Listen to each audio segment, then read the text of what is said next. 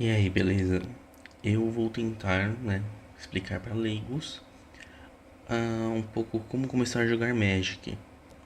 É um jogo que não é tão complicado, dependendo de se você já conhece card game ou não, tá?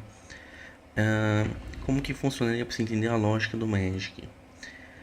Você tem que sempre pegar todas as cartas, né? Elas são autoexplicativas e você tem que ter uma noção que você é um mago, ou um convocador, um summoner, que você vai invocar outras criaturas, tanto até como magos ou outros seres, vai realizar feitiços, tudo numa batalha meio que mágica. Porque tem alguns efeitos que não se enquadra tanto. Como funcionaria? Para jogar Magic, existem alguns requisitos. Você tem que ter um deck com mínimo de 60 cartas. Não existe limite máximo de deck. Então, se você quiser ter 120 cartas à vontade. Porém, isso dificulta bem mais para você poder jogar, porque vai depender de manas, criaturas, vai ter uma falta de um equilíbrio entre as cartas, criaturas para poder invocar.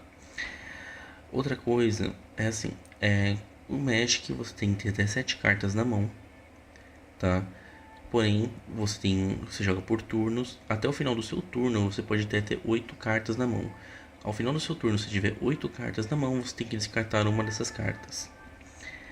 Bem, eu deixei levemente explicado aqui, assim. É, não sei se é bem perceptível, né? Mas o foco do Magic se envolve a 5 cores, 5 locais, né? 5 terrenos. E alguns chamam de mana, outros chamam de piscina, porque em inglês é pool, mas eu prefiro chamar de mana mesmo ou terreno, tá? Minhas cartas são em português, a tradução do jogo não é mal feita nas cartas, tá? Eu deixei primeiramente os terrenos aqui já expostos, para ficar mais fácil de explicar. Bem, os 5 elementos principais, cada um representa um terreno, um tipo de terreno, tá? A floresta seria o terreno verde. Temos as montanhas, terrenos vermelhos. Os pântanos, terrenos pretos. Planícies, terrenos brancos. E as ilhas, os terrenos azuis. No caso, toda carta em si tem algum custo. Ou tem cartas que não tem custo, porém ela vai deixar isso bem específico. Eu não sei se eu deixei aqui separado nas cartas. Eu tenho algumas cartas que não tem custo. Posso até tentar separar uma aqui rapidinho para poder mostrar depois de exemplo. Mas na hora que chegar na hora de mostrar questões de custo, eu dou exemplo. Além dos terrenos das 5 cores, temos os terrenos incolores. Como eu informei, existe um limite de cartas na mão, tá? Porém, eu tenho no meu deck de dragão um terreno que ele não me dá limite de cartas na mão. Então, no caso, se eu quiser ter 30 cartas na mão, eu não preciso descartar ao final do turno. Então, isso facilita um pouco mais para poder jogar, principalmente que meu deck que é de dragões ele contém as 5 cores. Ao lado da mana, que no caso seria esta aqui, que não dá limite de cartas na mão, e ela é em incolor. Então, além das 5 cores, temos as manas incolores. Por quê? Tem muita carta que ela tem custos, como aqui temos aqui 2 tipos de criaturas comuns. Uma delas custa uma mana verde para poder ser invocada. Os custos sempre estão no lado superior à direita das cartas, tá? Aí no caso aqui, essa outra criatura, ela requer 3 manas vermelhas. E no caso, 3 manas incolores para poder ser invocada, entendeu? Então nesse caso, como que são as manas incolores? No caso, nem necessariamente precisa ser uma mana desse tipo. Você pode utilizar manas de qualquer cor, como se fosse uma mana incolor. Ou resumindo, uma forma mais fácil de mencionar é que essas manas que constam aqui, essas numerações, seriam manas de qualquer cor, tá? Mas normalmente, se você olhar aqui numa mana incolor, ela tem aqui especificando, ó, adicione uma mana à sua reserva de mana, ela não especifica a cor. Então é comum, dependendo de com quem você jogar, ela pode acabar mencionando manas incolores ou mana de qualquer cor, aí vai da forma de cada um dizer. Porém, esse valor que consta aqui em cima, ele é qualquer cor, tá?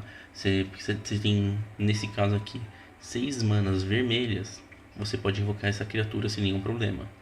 No caso, como esse aqui só tem um custo, não interfere em nada, tá? Outras coisas temos manas que elas têm mais de uma cor, ou elas, no caso aqui eu tenho uma mana que ela é dupla. Dupla de duas cores, tá? Tem manas que são duplas, porém incolores. Porém, essas manas que eu tenho aqui, elas são mais simples, tá? E quando elas entram em jogo, elas entram virado. A questão do entrar virado eu vou explicar depois, tá? Primeiro eu vou apresentar as cartas, depois eu vou explicar como funciona a jogabilidade, tá? Qualquer coisa até faço um vídeo separado para não ficar tão grande o vídeo. Aqui no caso, essa aqui tem um benefício a mais. Ou essa carta vai entrar virada, ou posso pagar 2 pontos de vida para ela não entrar virada. E ela custa 2 cores. No caso, ela tem 2 cores. Ela é verde ou preta. No caso, essa daqui, ela deixa bem claro que ela vai entrar virada. E eu tenho que devolver uma carta de mana para minha mão para poder invocar ela. E ela serve como 2 manas, vermelha e azul. Bem, voltando, eu dei uma pausinha que eu fui arrumar as cartas, tá? Eu tirei as manas daqui para agora explicar o que as cartas de criaturas, tá? Existem criaturas de todas as cores e tanto as que não tem cor, tá? É uma coisa nova que tem recentemente. Como eu havia mencionado, temos aqui essas 2 criaturas comuns. Temos as criaturas lendárias, que eu já vou explicar elas melhor. Temos criaturas artefato, que artefato é um tipo de criatura que eles não custam cor. Ela tem custos de qualquer cor. Artefatos não têm cor para ser conjurados, a menos que venha especificando, mas é bem improvável. E cada carta tem seu efeito, né? Também temos o tipo que seria um outro tipo de criatura, só que é específico, que são os Planeswalker. No caso, eu vou deixar talvez até por último para explicar, por causa que ele é uma coisa mais recente, mais detalhada. No caso aqui eu tenho o Sarkhan, tá? Ele é específico para deck de dragão. Vou até deixar um pouco aqui para quem tiver interesse de ler ou depois pesquisar. No caso, existem 2 dele, tá? Esse aqui é o Sarkhan revigorado. Planeswalker, se ele é invocado em campo, ele funciona como se fosse um outro jogador, tá? Ele tem seu próprio ponto de vida como se fosse um jogador. Os pontos de vida eu já vou explicar também aqui a partir dos menores, que é mais fácil. Como funcionaria? Primeiro, né, explicar como funciona para identificar as cartas. Tem os nomes, né, o custo da mana. Embaixo vem o tipo da criatura, a edição, tá? Esses símbolos são edições, as cores são determinadas. Deixa eu ver se eu tenho. Aqui eu só tenho, acho. No caso, eu vou dar um exemplo aqui.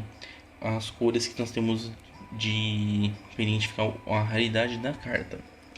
Que nem no caso daqui, dessa carta, que ela tem um símbolo com detalhes branco e um contorno branco e por dentro é preto.